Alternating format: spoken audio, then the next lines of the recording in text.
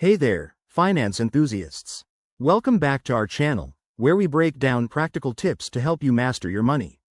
Today, we're tackling how to use Mint Alerts, a game-changing feature in the Mint app that keeps you on top of your spending, bills, and budget without any surprises. If you're new here, hit that subscribe button and turn on notifications so you never miss a tip. First off, what's the deal with Mint Alerts?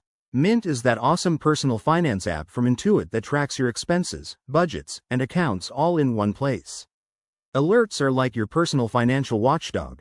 They notify you via email, text, or in-app messages when something important happens, like when you're approaching a spending limit or a bill is due.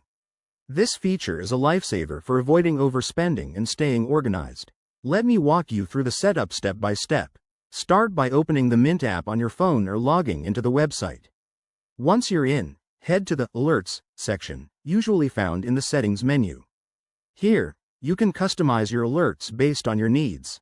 For example, set up a budget alert for categories like dining out. Say, if you hit 80% of your monthly limit, you'll get a nudge. Don't forget to add bill reminders. Just enter your due dates, and Mint will alert you a few days in advance. Now, for the best part, making it work for you.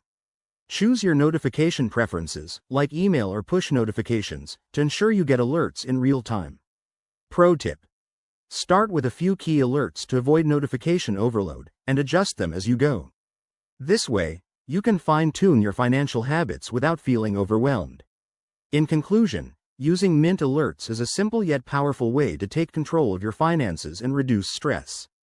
Whether you're saving for a vacation or just trying to stick to a grocery budget, these alerts will keep you accountable. So, what are you waiting for?